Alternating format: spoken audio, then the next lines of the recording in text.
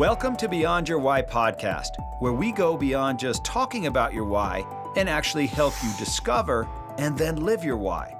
You see, we believe that knowing your why, that driving force behind every decision you make and every action you take, is the essential first step to really knowing yourself. It allows you to move forward faster and have a bigger impact. If you're already a fan of the show, then you know that every week we talk about one of the 9 whys, and then we introduce you to somebody with that why so you can see how their why is played out in their life.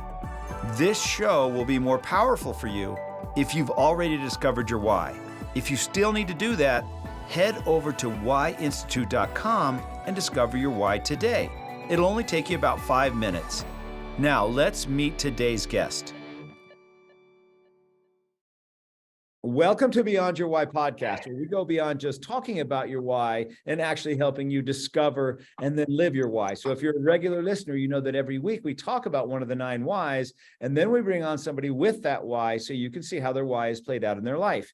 And so this week we're talking about the why of better way, to find a better way and share it. So if this is your why, you are the ultimate innovator and you are constantly seeking better ways to do everything.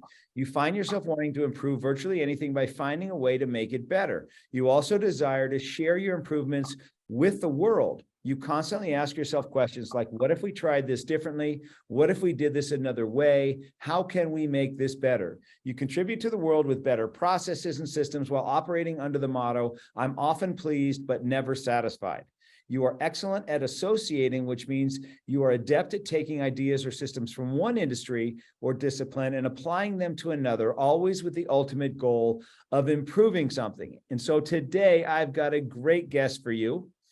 His name is David Anderson. And so David is at the forefront of entrepreneurship, board leadership, and visionary growth. And that's where you will find him, a strategic growth driver, problem solver, synergist, mentor, and quality visionary. His passion for launching, transforming, and scaling business in challenging economic and crisis situations is evident from the moment you meet him. David has garnered comprehensive international business experience via working in the White House and serving in several blended roles at Entrepreneurial Organization, or EO. During his global experience, he has communicated and built strong relationships with leaders from all over the world. Currently, as the CEO and co-founder of Off Madison Avenue, an advertising and marketing company, David seamlessly navigated business survival challenges during the 2007-2008 crisis, 9/11, and the death of a partner with intellectual honesty, strategic influence, and deep fiscal stewardship, growing business by 20+% in 2021 with consistent year-over-year improvement. At Off Madison Avenue, David expertly guided customer behavior by generating big ideas and constantly perfecting the marketing mix across multiple channels. Here, he identified lucrative market opportunities, inspired a passion for the brand, and drove customer acquisition and retention. David, welcome to the podcast. Thank you very much, Gary. Man, I need a copy of that, man. I sound really good there. Who wrote that? I wish I could say so many nice things about me. It was impressive. So, and it was very long. So we're going to get to unpack it, dive into that a little bit. So where are you now? Where do you live right now? So I am sitting here in Tempe, Arizona, right by ASU campus, where I also went to school. As we were talking a little while ago, it's a frigid 61 degrees today in Arizona, which for us is brutal. For the rest of the U.S., they're laughing at us. Yeah, no sympathy at all. From most people, you're going to get none.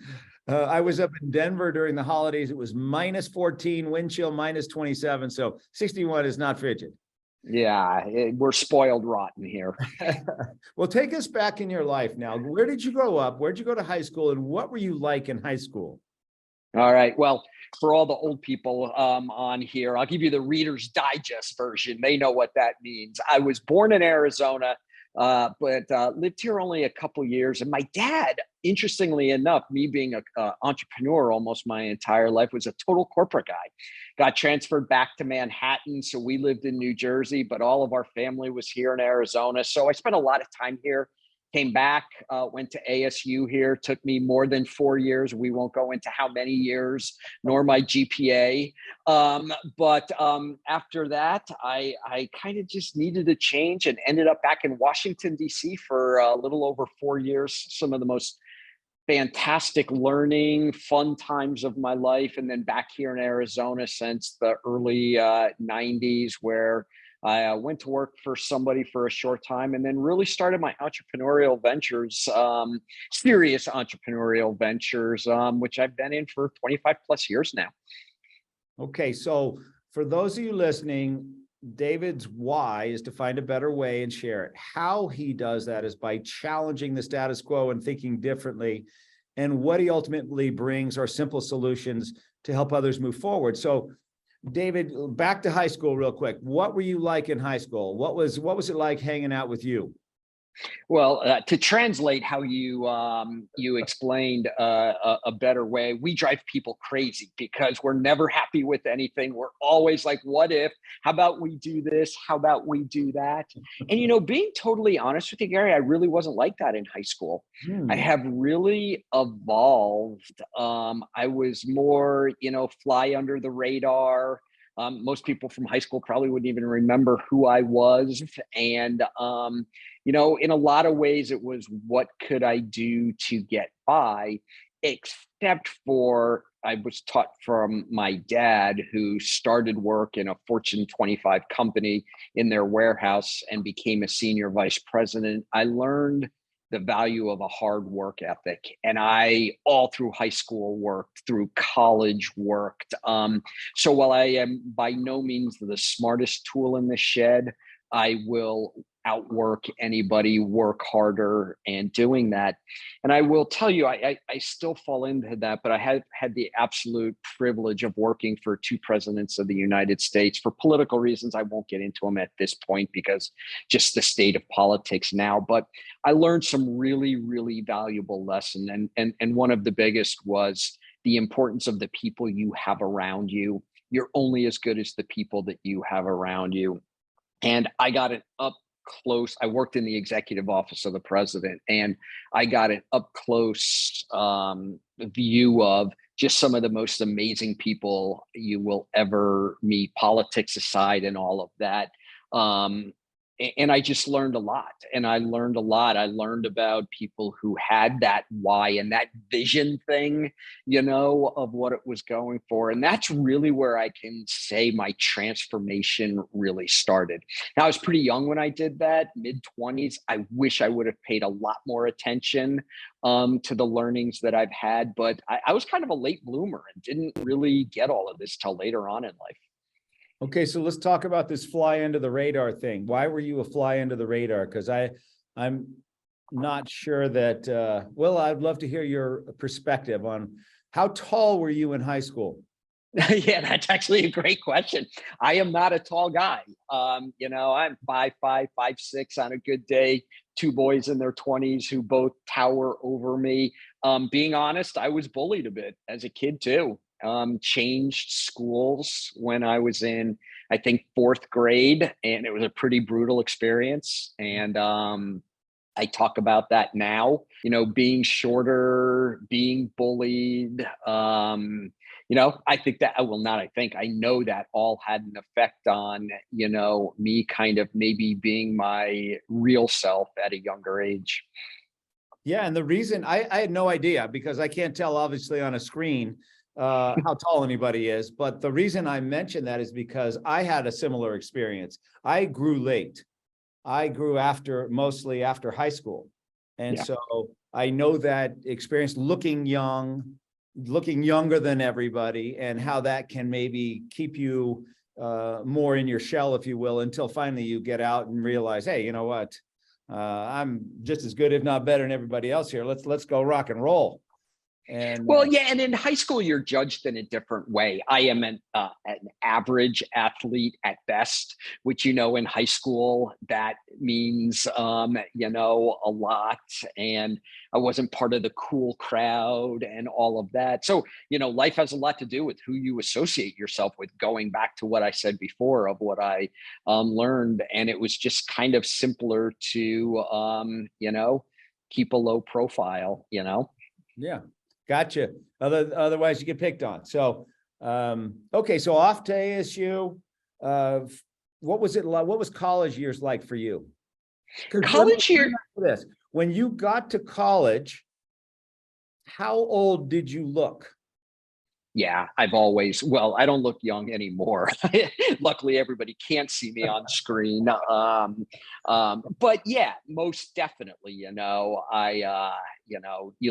kind of stand me next to some of the athletes, football players with full beards and, 6'3", 200 pounds. And so, yeah, I looked really young, going through college. And what I would say is college is where I kind of started maybe seeing some of my potential. I wrote a book and some other things now. And if you've seen, I joined a fraternity and I became president of my fraternity. And so my journey is from president of my fraternity to working in the White House, type of thing. And I really kind of started learning that I had a voice is, a way. Don't let external factors, don't let people judge you. You control your own destiny. So it was in that college time that I kind of had opportunities for leadership positions, and honestly, people pushing me into them, not me actively seeking them. So you had to find a better way as you went along to deal with what you were dealing with, whether that was in your own head or anybody else's head. You had to find a better way, right? And you had to think differently. You couldn't just be you were never going to be the 6'5", 250-pound guy. That wasn't you. Nope. No, I don't know how much you've read or heard Brene Brown speak or anything like that, but without a doubt, I was a victim of my own stories, the stories we tell ourselves, defining ourselves. I was just fortunate enough to have some people in my life that really pushed me. And honestly, a lot of luck. I'm not going to fool anybody. I ended up working in the White House because I met a girl at a party one night who worked there. And, she introduced me, but some people there took me under their wing and really pushed me to be what they saw in me rather than what I thought of myself. And I just my work ethic had me take advantage of that. Mm-hmm. And now I try to do the same thing, is people that work for me and others, my mentoring, my coaching, and that is help other people reach their full potential. My purpose, my why is to help people and companies thrive. That's really what I'm about and what my why is. And a lot of that is a better way, mm-hmm. helping people realize there's better ways. Yeah. So, okay, you graduate from ASU. What was your degree in? In finance, actually. Finance. Yep. Finance. So, yep. Never imagined you would go to the White House? Took one political science class in college because I had to, or it was an elective. And 3 years later, I am flying on Air Force One. I'm traveling around the world in the executive office of the president. Yeah, it's just strange how life works. But yes, that's exactly what happened. So take us into your very first day at the White House. Well, my very first trip that I did, my role was I was an elite advanced person with the president. So I would travel ahead of him and with him wherever he traveled, domestically, internationally. And I would go somewhere between a week and 3 weeks ahead of him, depending. International was more. And so I actually never worked directly in the White House because I was always out on the road, out doing things. And so, my very first trip was just, I had no idea whatsoever. And then, next thing I know, I'm standing, it was close to DC. So, the next thing I know, I'm standing in a field waiting for Marine One to land and the steps come down and I'm, 20 feet from it there. And it was just awe, striking. Not so much, well, yes, the person, but also just, what it takes to get around, and the amount of detail that goes into it and the behind the scenes stuff that everybody thinks it just shows up on TV the way they see it. It's always choreographed. Well, it's hard. So I'm struggling to put this together. You go from a fraternity president at ASU, and your first gig, if you will, at the White House is working with the president. Now, how the heck does that happen versus the other people that start at the bottom, cleaning the toilets or whatever the heck they're doing and have to work their way up, or working with a senator or whatever? You start with the president. How's Yeah. that? Sheer luck. Now, there was a stint working in a bar in between there. And That also qualifies you. yeah, just a little bit more background of how it happened. I actually was right before that when I moved to Washington, D.C. with no job whatsoever. It was just a place I wanted to go, lived in a hotel my first, week until I found a place to live. I was working on Capitol Hill for a United States congressman, a couple things that I did, senator, congressman. So I kind of had this introduction to DC. And then once I was there, then, like I said, I met a person at a party one night who, helped give me an opportunity to do the advanced thing in the White House. Okay, so you were there for a couple of years and then decided it was time to get out of DC, or how did that happen? The boss, the president I was working for, lost. And I just decided I didn't want to be a lifetime, politics DC person. It was an incredible adventure for 4 years, but it was time to go home and kind of figure out what to do there. And so on my way driving back to Arizona, a friend I worked with in DC called me and said, "Hey, I have a PR firm here in Washington, D.C., but I'm from Arizona and someday I might want to live back in Arizona. Would you want to open an office for me in Arizona?" I didn't even know what a PR agency was, to be honest with you. I got home, a couple days, and then I went to the ASU bookstore. I remember this clearly. And it wasn't all digital back then. And I looked up books, PR 101, 102, 305. And I literally sat on the ground in the bookstore for probably 3 hours reading through all these textbooks. And after a while, I was like, I've been doing PR. PR is politics, I've been doing it. And so I said, sure, let's get started. Gordon C. James, Public Relations, a good friend of mine. I just talked to him today, an amazing guy who gave me a great chance. And that's how I ended up in marketing and PR. And, after a couple of years working with Gordon, I did a brief stint at another place. And then for a whole variety of reasons, started off Madison Ave with my still to this day business partner. So what is off Madison Ave? We are a full service marketing agency with a real emphasis on behavioral marketing. It's how you get people to change behaviors. Back in the old days, towards the better way mentality. Back in the older days, there was a saying by a very famous marketing person: 50% of my marketing dollars are wasted. I just don't know which 50%. And, marketing has evolved and it can be very measured and very focused now. And, marketing is all about changing behaviors. It's about building awareness and changing consumer behavior to try your brand. And then brands are built by how the interaction with your brand is. Brands constantly have to look at a better way, constantly. I mean, what's the stat that 30 years ago, there's only 25 of the Fortune 250 are even still around 25 years later?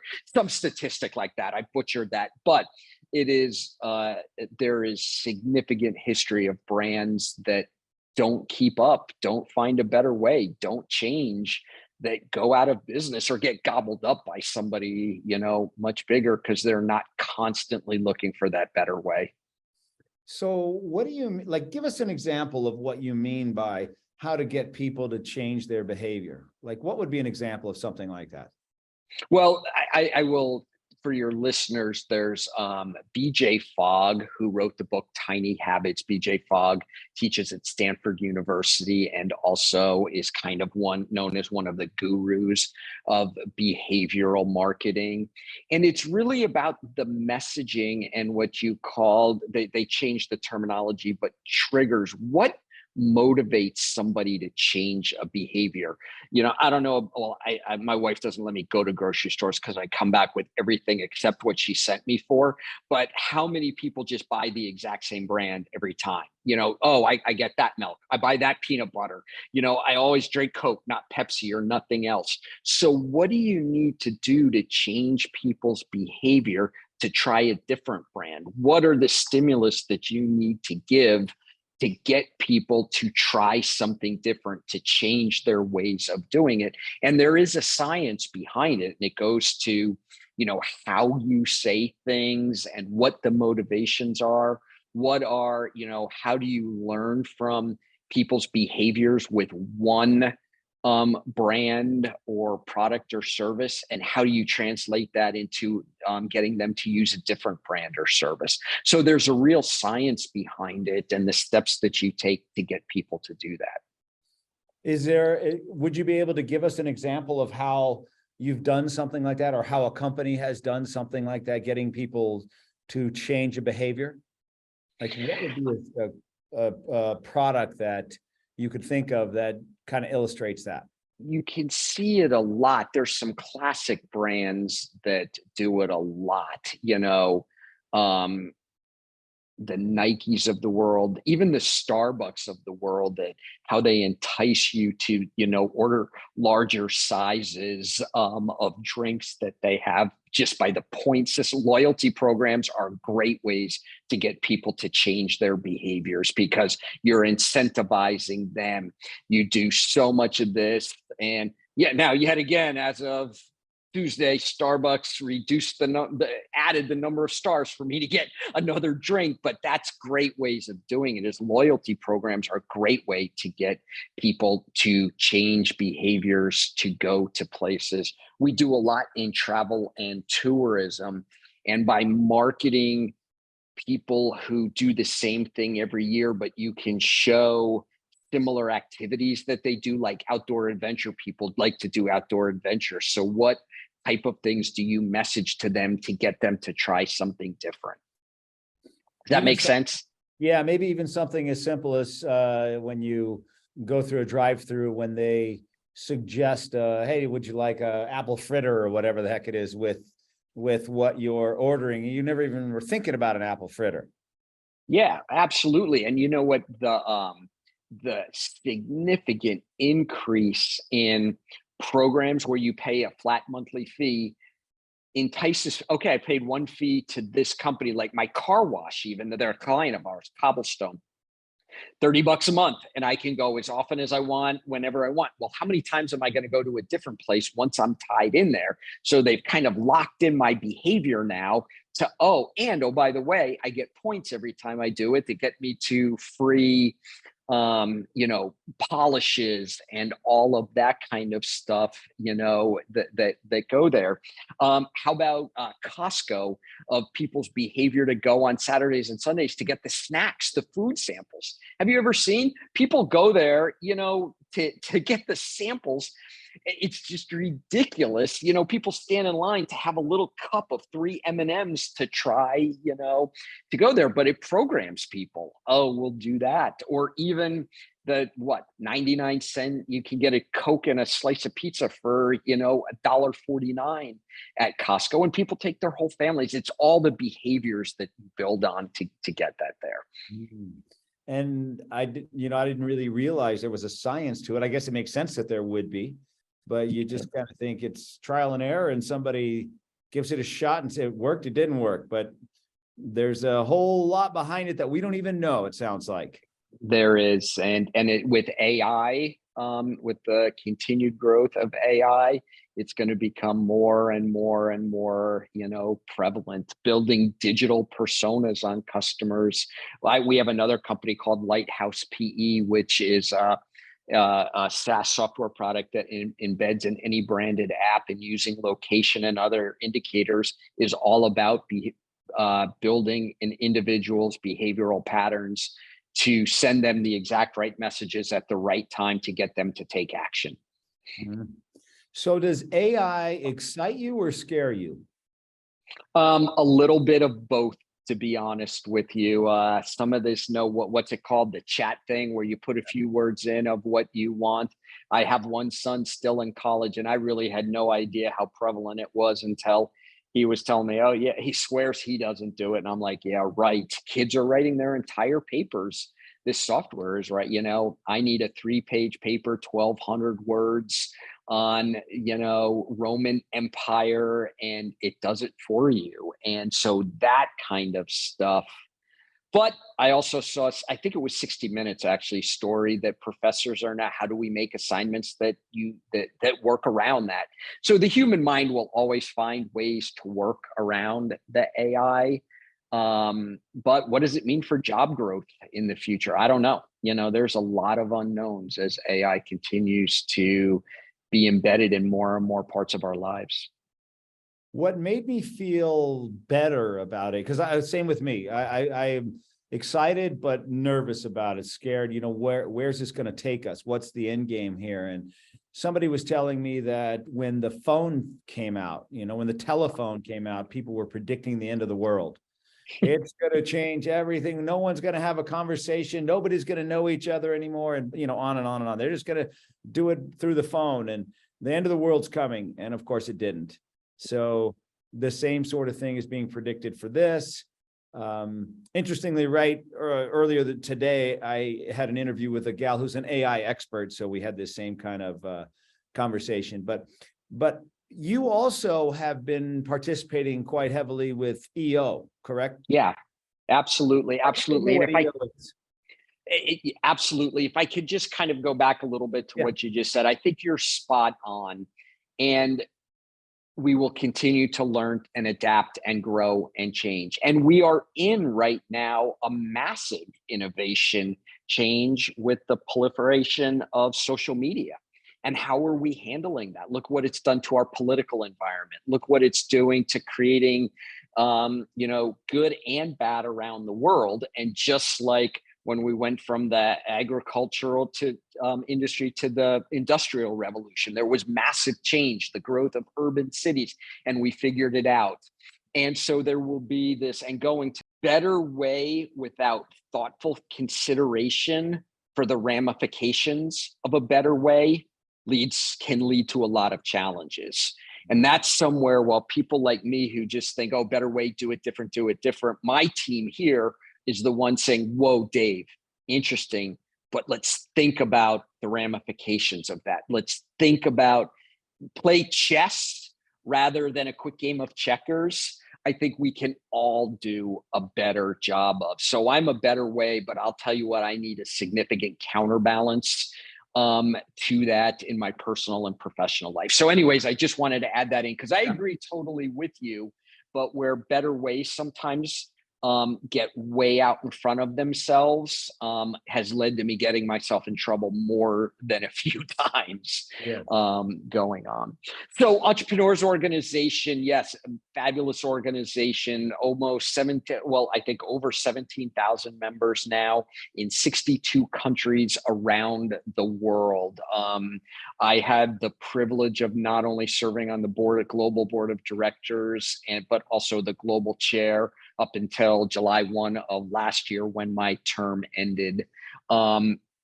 Talk about a group of constant better ways. EO has almost 150 global staff around the world. Just think what those poor people go through with all of us better wayers. So what's the purpose of, there's a lot of people that won't know what EO is. So what is the purpose of EO? What has it meant to you? Why did you get involved with it? EO, it is the largest community of entrepreneurs in the world. So having like-minded people, and one of the core functions, but by no means the exclusive, is our CEO forums, founders, entrepreneur forums of somewhere between 8 and 12, usually around 10 members that are within each chapter in the almost 220, I think, chapters around the world now. And that's where our brain trusts are. There are like boards of directors, boards of advisors. That's where we go and talk about the best of things happening to us and the absolute worst of things happening. And not only in business, but in our professional lives. You can't separate the two, especially for entrepreneurs. We don't get to just drive home or, walk downstairs now in this new world and switch on and off. So it's about supporting, prospering, and doing entrepreneurship in a way that changes the world. I firmly believe that if we got rid of every politician in the world and put entrepreneurs in place for them, and there are some entrepreneurs in government, we work to solve problems and make it a better place and stop arguing with each other. We don't have the luxury of sitting around and arguing forever. We have to get stuff done. We move forward. And I believe entrepreneurs do this. And so I've been in situations where I've been in, events with people from Pakistan and India sitting at the same table, from Israel and India, or, whatever. And so it's just an amazing, amazing network of people around the world that are working hard to make themselves better, but also the world better. Yeah, when I was speaking at the EO Arizona group, it just felt like, these are my people. These are the people that are out there. They're doing stuff, they're taking risks, they're getting their butts kicked, and they're kicking butt, both. And it was really fun to see that, it's exciting. These are people that are excited about what they're doing and changing the world. So yeah, and it's also an extremely authentic group. I can meet an EO or anywhere in the world and be like, hey, how's it going? And they'll be totally honest. I'm having the worst year ever right now. Not only is my business down, I'm getting a divorce. My son's on, challenge with mental health, drugs, because it just comes from a place of, we call it intimacy, instantly being able to be, intimate with other people about how life is, and that, there's no fakeness. It's just, this is how it is. And 99% of that time, that person will be like, oh, I've been there myself before. Hey, let me help you. Let me introduce you to such and such. Hey, I know some people that might be able to help you. So it just is literally, I've met literally thousands of EOers as a board member, and I can count on one hand the people that I was like, I would never want to hang out with this person. It's just really good people. And so you were the global, what was your position? Global chair? I was the global chair, yes, for the entire organization. Yeah, what does the global chair do? Well, lots of things. One, just it's a corporate board is what it is. I mean, we have a CEO, we have, like I said, 100 and something staff members around the world. So it is a corporate board. We have fiduciary responsibilities and that, but also the board, and especially the chair, all board members, was also kind of a worldwide ambassador for the organization. But also, it was very common for places that I went in, other countries, to meet with government officials or other significant entrepreneurs to help promote entrepreneurship in those communities. My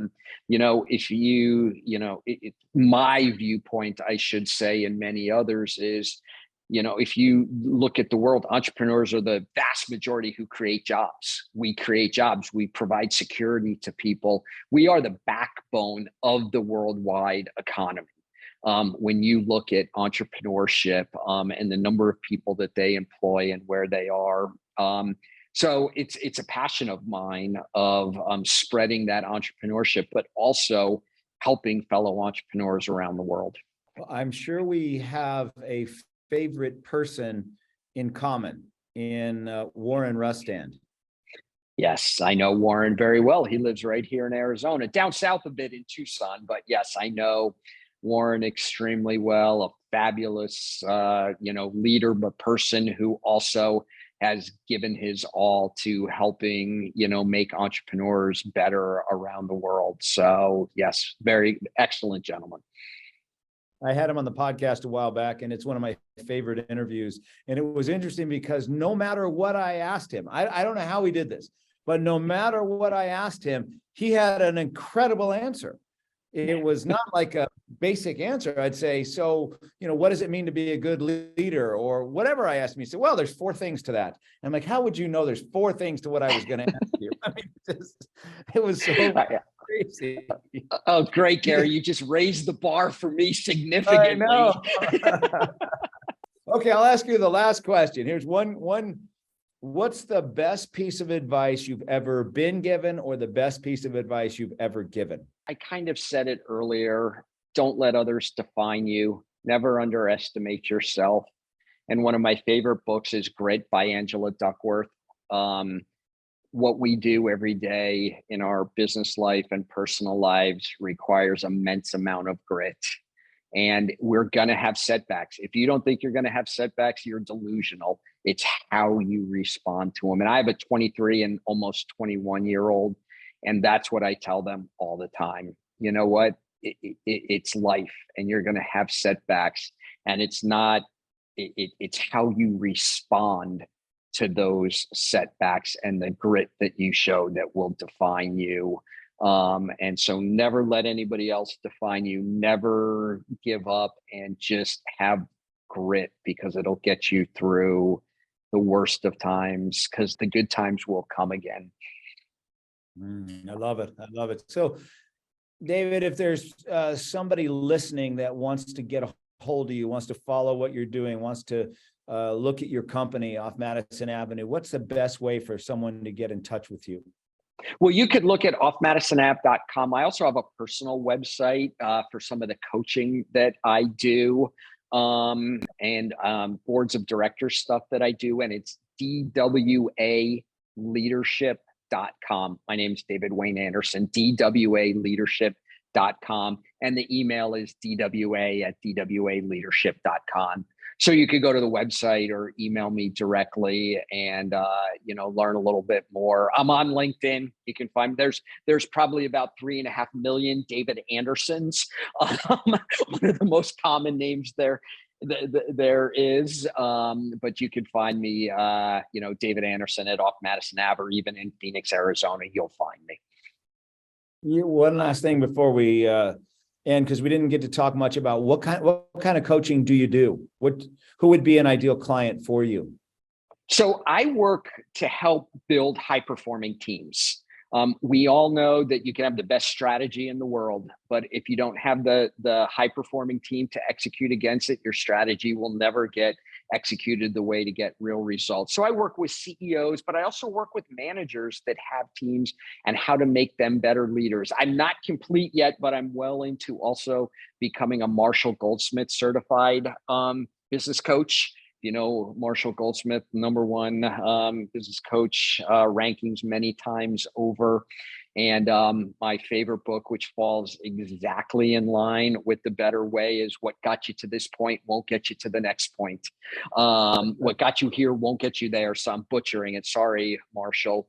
But I'm a big believer in that. And it takes a team. As I've told you early on, you can only do so much as an individual, and it's the team you build around you. I love it. David, thank you so much for being here. Really enjoyed it. And I look forward to staying in contact with you. Sounds great. Thank you very much, Gary. It's time for the last segment, which is Guess Their Why. And I thought what we would use is Patrick Mahomes. So Patrick Mahomes is the quarterback for the Kansas City Chiefs. If you know anything about him, he's kind of like the next coming of the best quarterback to be. He's already surpassed so many of the last best quarterbacks, including Tom Brady. He's passed him in the 5 years. I think he's only been in the league for 5 years, but what he's done in 5 years surpasses what anyone else has done in those 5 years. So does that mean he's going to be the best of all time? No. But is he on that trajectory? Yes. And so what do you think his why is? If you know anything about him, I'd love to know what you think, because I think his why is challenge. I think he just does things differently. He doesn't follow the rules. He doesn't throw the ball like anybody else. He doesn't play the game like anybody else. He thinks outside the box. He just sees a different world than all the other quarterbacks before him. He's not, stiff and in the pocket and just throws a particular one pass. He's all over the place in what he's able to do and willing to try. And so I believe that his why is to challenge the status quo. Let me know what you think. Thank you so much for listening. If you have not yet discovered your why, you can do so at whyinstitute.com with the code podcast50. If you love the Beyond Your Why podcast, please don't forget to subscribe below and leave us a review and rating on whatever platform you are using to listen to our podcast. Thank you so much, and I will see you next week. I really hope you enjoyed today's episode and that through today's guest, you heard how important it is to know your why and how impactful it can be in your life and the lives of those around you. Be sure to head over to whyinstitute.com and discover your why today. Remember, the more you know about yourself, the more you'll know about others. I'm Dr. Gary Sanchez, and I'll see you on the next episode.